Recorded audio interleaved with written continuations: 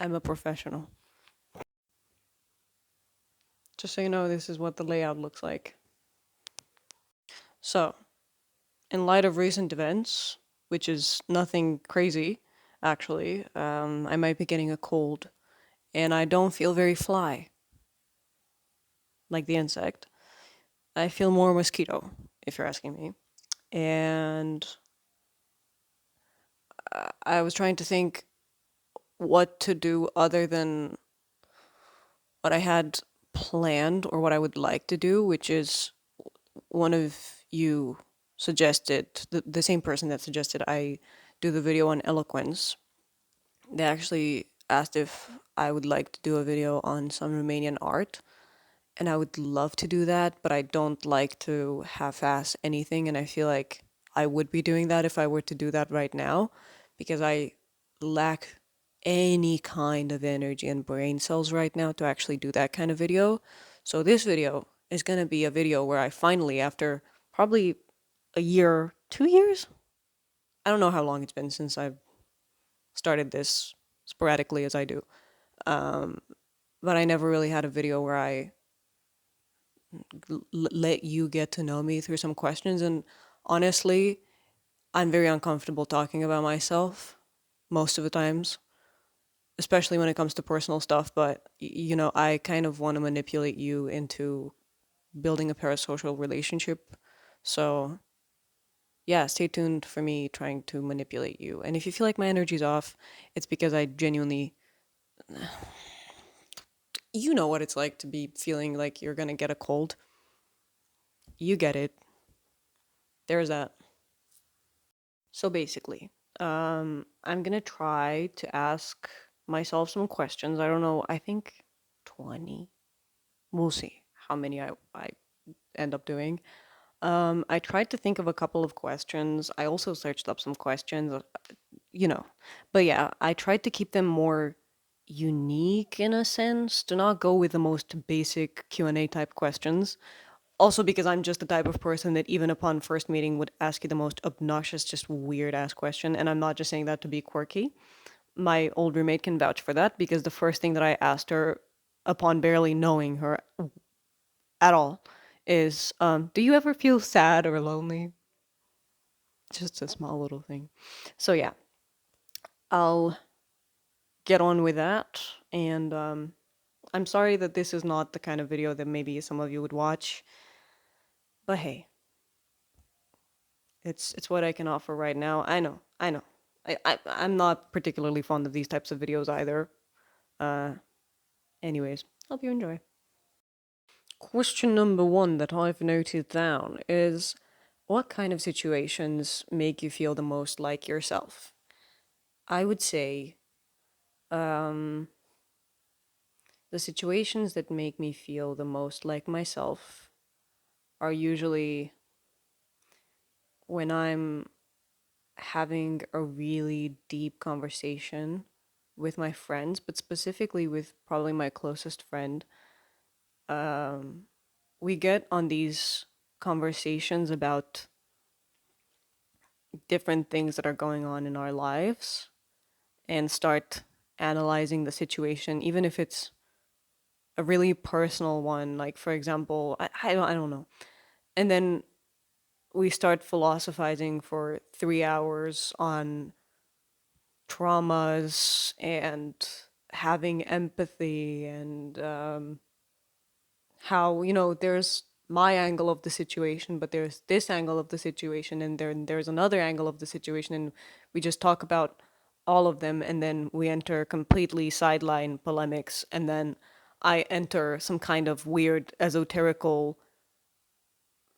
land, and unmistakably he ends up kind of being like, chill down, okay, let's think. He really grounds the talks that we have because I end up going on complete tangents. But I think those are the moments in which I feel the most like myself. Either that or when I'm taking a walk in nature by myself with some music or in the park. I like to take myself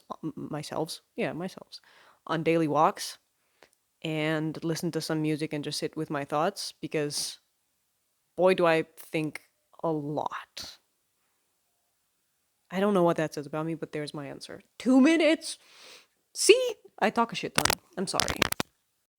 Okay, second question. Do you think people actually change, or do they just become more themselves throughout time?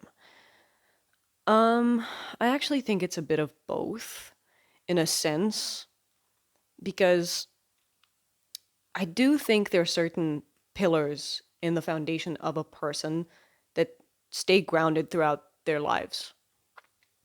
But perspectives can change, and sometimes one pillar, for example, a person is characterized by kindness or maturity or whatever it is. I don't know.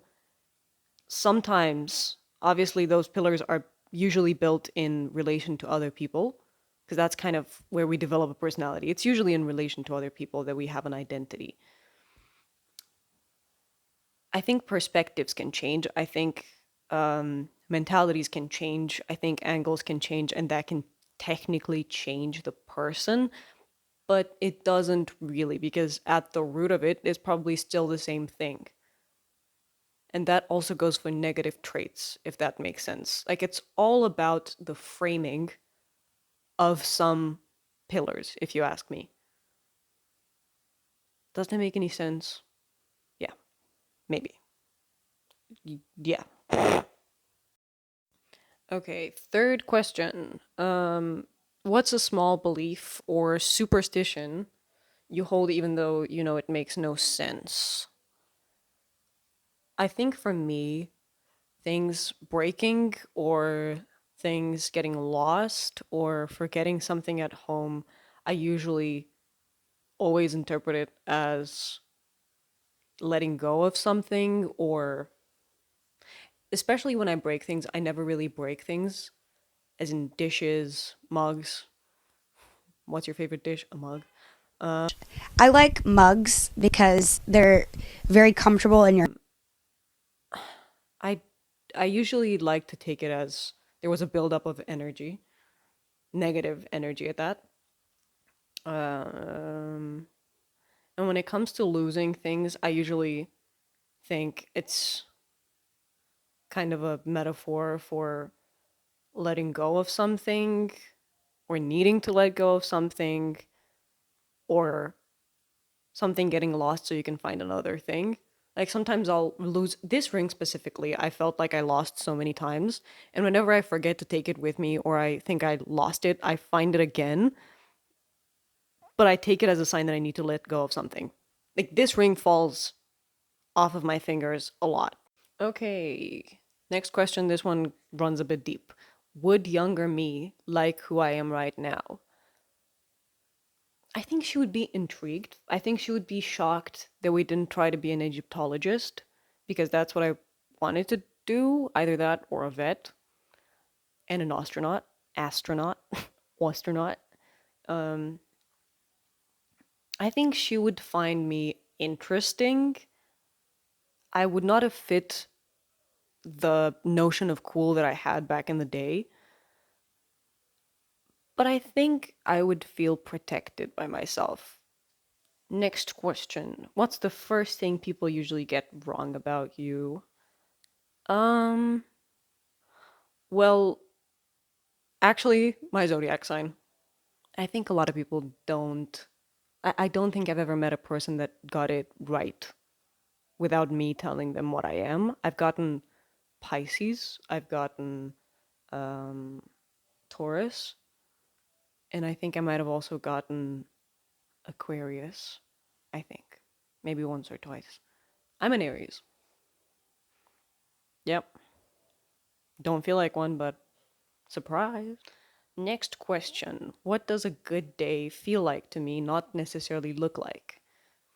A good day to me feels like a day in which I know this is going to sound very sappy, but I feel like my inner child is engaged and I'm just enjoying the moment and I'm paying attention to every little thing. Preferably in those days, I get to have some kind of experience where I'm outside and I'm looking at plants and the sky and I'm just appreciating the people around me, the food that I'm having, the music that I'm listening to, the conversations that I get to have, and just days where I can get emotional and be fine with wherever it goes. That's a good day to me. A good day to me is a day where I actually feel like it's fine to just go with whatever. Because unfortunately, I'm no stranger to wanting to control myself, just like everybody else. So, yeah, that's a good day to me. And also in a utopia, a day where there is actually peace in the world. But yeah, I don't know about that one. What is a smell that instantly takes me somewhere specific? Um, Horse poop? Listen, a lot of the times when you go to the countryside, I feel like this is wherever you go. You usually smell manure. And so whenever I smell horse poop or cow poop, I am reminded of summers in the countryside. And it's not such an unpleasant smell. Controversial, maybe. I don't care though. There's my answer. Horse poop. What was something really small that made me feel really proud as a kid? Um, Probably in ballet classes when I would get told that I was graceful because I really wanted that. I don't know. I growing up, I always wanted to be hyper feminine in a way, and I don't know that I am that. I have no idea. But, it was a really big thing for me back then. Not today anymore. I just don't like to place myself in any concrete space. Um, but either that, the grace part, or the part that, when somebody would say that you're so expressive when you dance that people actually feel the emotion through your movements and through the way that you hold your hands and your body and everything. That was the that's probably one of the biggest compliments for me that I managed through my presence and through my physical presence to actually convey something. And it still to this day is something that is the hugest compliment to me if I can ever emulate the things that I feel or I something makes me feel or whatever. Yeah. Next question. What's a memory wait, I forgot. What's a memory that's completely ordinary but for some reason stuck with you? I don't know. I used to have really weird dreams when I was a baby. Um, I also used to have a weird imaginary friend growing up, which is great. Um, Really telling. But I would call it the witch, which is it's like the movie. I sometimes couldn't fall asleep because I was really scared when I was a kid, and my parents tried to kind of train me from a really young age to sleep by myself. And I would call upon this witch. So I had this habit of kind of whispering 3 times, witch, witch, witch. And then I would feel safe because I was like, "Mhm, she's here, we're good." That is a memory. I still think about that a lot. Why did I do that? Why did I? Because she started from a dream. And again, I used to have very weird dreams growing up, and I still sometimes do. But my dreams are either not to be spoken about because they're so bad, not even nightmarish, it's genuinely bad, or they're just very abstract. Okay, is there a place or object that feels haunted not by ghosts but by memory? I tied it into this question. Yes, I used to think that part of the outlay of my grandparents on my mother's side, they live in the countryside. The outlay is that you have the newer house. So you enter the Jesus words, girl. You have the entrance, garden, garden, summer kitchen and terrace on this side of things. right here in front of you, you have the old house. And then on the side over here, you have the new house, which is taller. In the new house, which makes no sense, growing up, there was kind of a reading room slash living room situation that now is not the same. The outlay is completely changed. That turned into a bedroom. But back in the day, it used to be a reading room. There were bookshelves over there, and everything was super old, super. I would be so scared to walk in that place. More specifically, because I read a book when I was younger with, I don't know, there was a death coming out of a trunk, out of a treasure trunk, that kind of treasure chest. Sorry, not treasure trunk, Jesus. And at the end of the book, that death thingy just jumps out at the main character. And I read that at a very young age. So I would always be scared that the death is going to pop out of one of the cabinets. Either that or my dead great grandparents would probably jump out at me from the cabinets. What do I do when I run out of inspiration? Fabulous question you're asking me. Thank you so much. Um, Usually I don't post and I try to just take up activities that would give me some kind of inspiration. I try to talk to people and get ideas from conversations that I have with them. So usually I'll go out and try to connect with, not that I don't do that outside of it. It's just that I'm more intentional on really trying to gain some kind of ideas from the conversations that I have, maybe. So maybe I'm going to talk to my mom about some things in my childhood, or I'm going to hang out with my grandma to have a good time and definitely not get inspired. I, yeah, I go on walks a lot and I try to philosophize. Usually, when I go on walks, I think I have a bit of a maladaptive daydreaming thing going on, but I go on walks with music and I just think of ideas and then I kind of throw them out the wall and I see what sticks, like pasta. This one is very interesting. Do I think I would still write if nobody was able to read my words? 1000% I would still write. I don't really write from a place of. I do write from a rather selfish space, to be honest with you, because I do it for myself. I do it for the sake of immortalizing something, and that's why I dissect things the way that I do. Because it's like I'm holding on. It's like I gain some kind of control of that memory, and I get to take it, put it on the table, and just look at it from every single side and understand, which is not always healthy.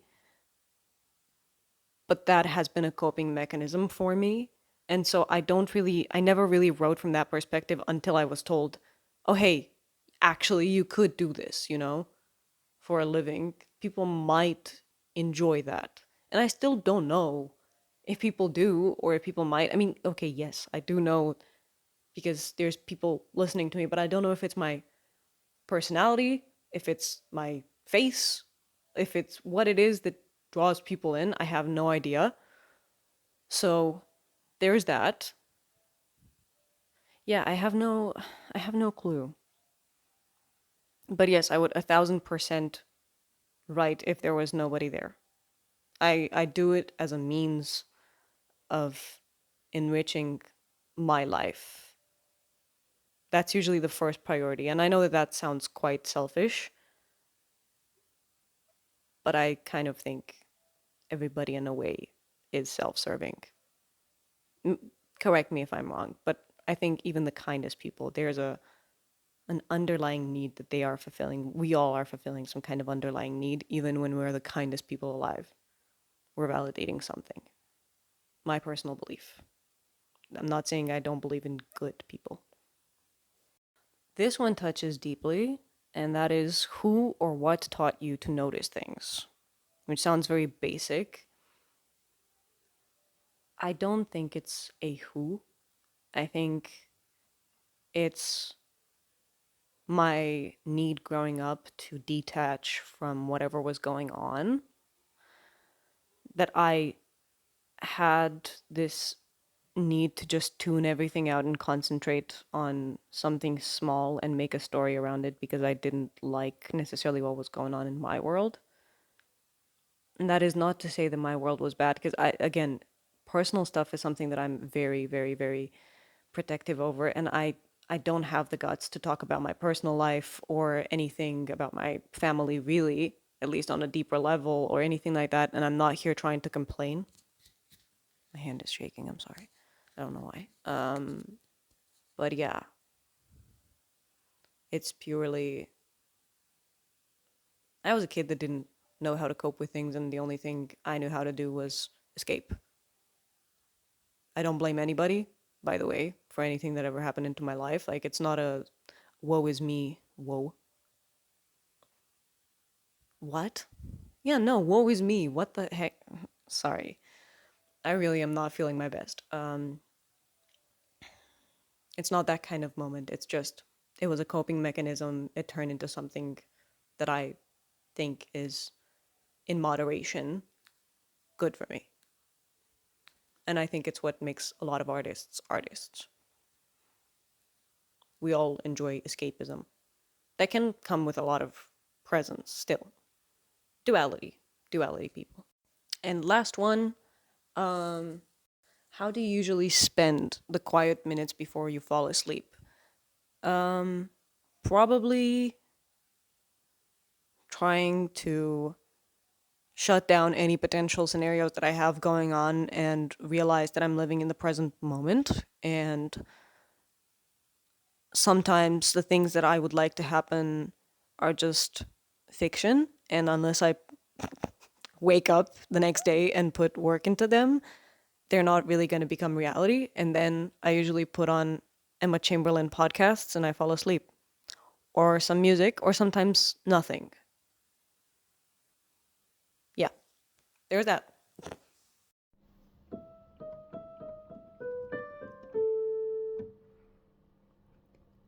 Thanks for watching. I'm gonna get back to drinking way too much tea and going to the bathroom.